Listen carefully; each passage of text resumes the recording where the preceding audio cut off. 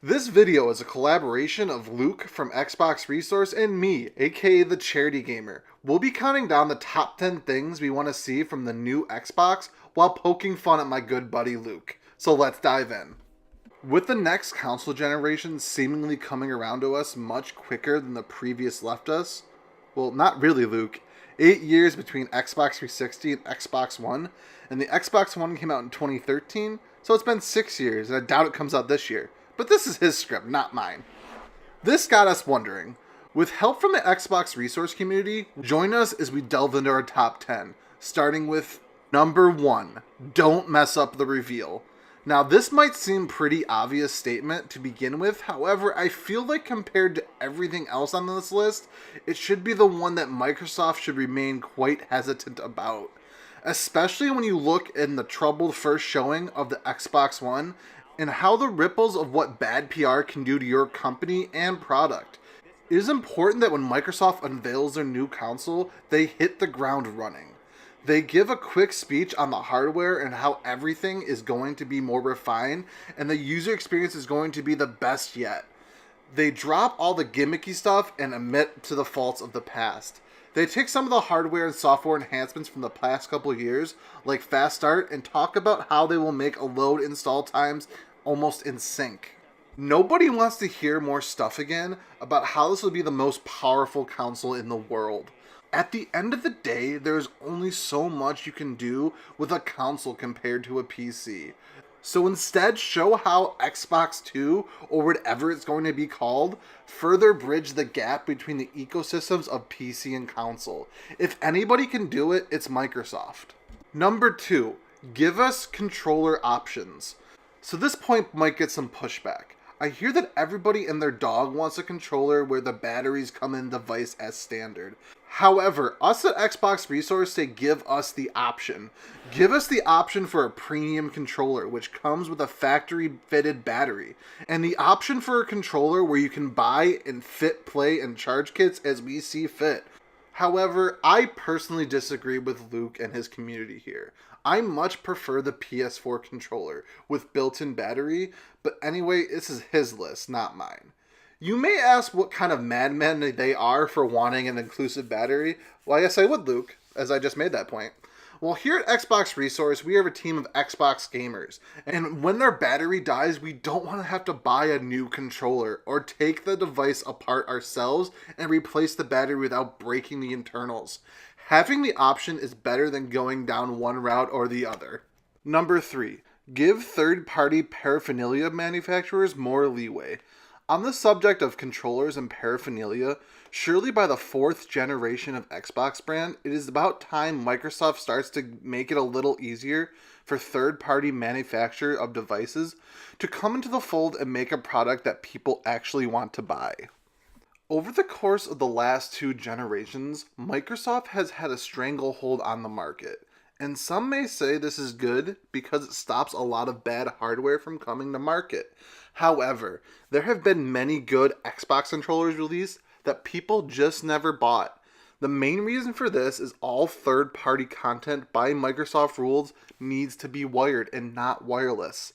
Even products that have been licensed to use the official Xbox shell designs that work just as well as normal product struggle to sell without some form of gimmick because people just want to be able to play with no cable restraints.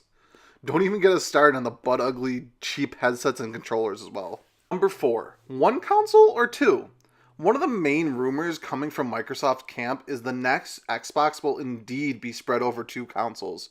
One will come featured with a disk drive, and then the other one won't, and will focus more on streaming your games on the go. Personally, I think this is a good idea. It is taking one of the core ideas Microsoft had with the inception of the Xbox One, but this time making it more accessible to the market and how individual people now want to game. Personally, I still like the disk drive and I see the benefits of it.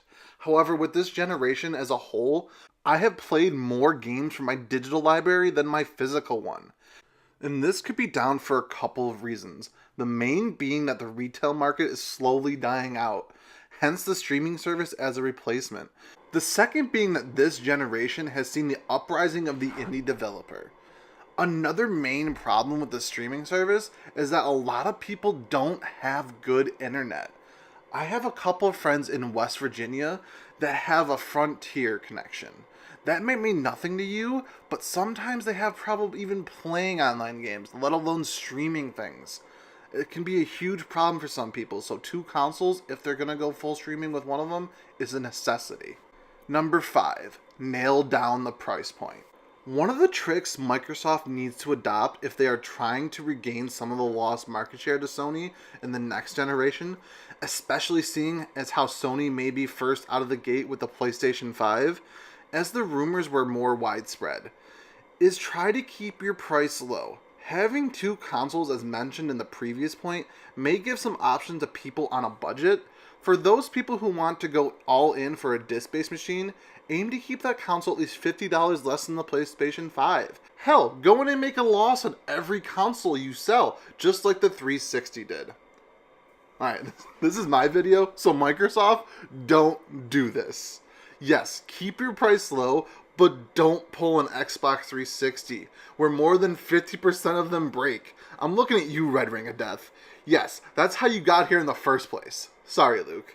If you come out of the gate and announce the newest console is going to cost the same as the PlayStation 5 or more, then chances are people are going to keep brand loyalty going forward. Especially seeing how Microsoft really brought nothing new to the table this generation. Exclusives really do sell consoles, despite what people have said. Which brings us to our next point. Number 6. Exclusives. Sony during this generation absolutely killed it with exclusives. Owning 20 plus studios really helped pump out title after title after title. Not sure all of those were fantastic games. Looking at you over there, Knack 2. Obviously Luke hasn't seen the Donkey review. Knack 2 is a masterpiece. For all those flops, Sony made up for it in spades, having so many great games come to their console. Microsoft has little to nothing to give here. Sony and Nintendo have the best exclusives. Hands down, there's no argument. Microsoft needs to do something here to change it up. Bringing us straight into number 7, even more studios. Now this might seem like pure greedy in some regards, but Microsoft really needs to keep buying up studios. Going back to the previous point, the more studios Microsoft has in their arsenal, the better. However, given Microsoft's track record with first-party studios, this is another reason why sometimes I feel like more is better. Microsoft has a horrible tendency of either letting go of studios or just silently laying them off, never to be heard from again. Developers such as Bungie and Twisted Pixel were all allowed to walk away, which in some ways can be seen as either good points or bad. But then we have a smaller studios such as Good Science and Big Park who get told to make games they have very limited appeal for. And then when the investment just isn't worth it anymore, they vanish without a trace. In truth, the studio gets dissolved and the staff gets put to work on other projects in the Xbox family. However, the games business isn't the safest place to work. One bad title and you may never get the chance to work on anything ever again. We know that Microsoft maybe hasn't been the best publisher to work under this generation, with maybe striving sometimes for perfection in the likes of Scalebound, or just giving developer issues to overcome such as Crackdown's cloud-based tech. The truth is we need more studios than what Microsoft has brought so far. As whilst I don't see them putting their hands in some of the huge pockets again for the next few years, hopefully at some point during the next generation they will splash out again. Number 8. Backwards compatibility. Microsoft, just do it. I'm not going into this. Just make everything backwards compatible. You did it for the one. Just do it. Number 9. Better offline play. This isn't so important for the masses of gamers, but for people like me and Luke, it's a huge issue. Offline play presents a lot of problems, especially for the achievement community. When you get achievements offline, they're supposed to pop when you boot the game back up after you connect to the internet. That always doesn't happen though. Sometimes offline tracking doesn't come back after you come back online, causing you to replay the entire game. Me and Luke both have very high gamer scores, with him closely approaching 1 million and me over 500,000, so we know what we're talking about here. The other issue ties into licenses, and oh boy, what fun game licenses can be.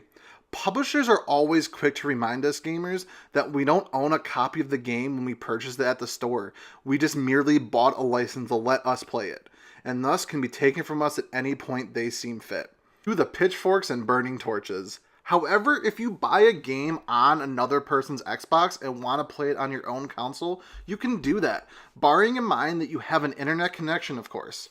Because if you don't, and you have the game installed, you won't be able to play that title until you sign into Xbox Live again, as you'll be told to verify that you are indeed the license holder.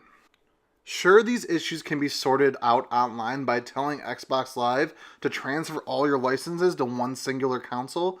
However, this can only be done a couple times a year. These are fragments among a few other issues that remain on the always-on DRM that happened during the unveil. Whilst most issues got sorted out either before or after launch, we can only hope that issues like this don't reoccur during the next console wave. Before we get to our final thing that we want to see out the Xbox 2, or whatever they're going to call it, I want to point out that the charity of the month is in the description. Any donation will help them out immensely. Thank you so much. Number 10, listen to your fan base. This entire list was made up of things that we as a community want to see. This isn't just what my thoughts and feelings are. We took the Xbox Resource community and pooled their results. No one wanted a Duke controller, no one wanted Alien Isolation for the Kinect, and certainly no one wanted you to get rid of our Snap feature. You send us on this roller coaster of emotions. One day you're bringing games back from the Xbox 360 backwards compatibility wise, and the next day you're introducing Conker in this new game called Project Spark that has literally nothing to do with Conker. I have a wide fan base, I understand that, but you can make many of us happy by implementing just some of these things on our list. You have an uphill battle ahead of you against Sony. I hope you make the right calls this time around.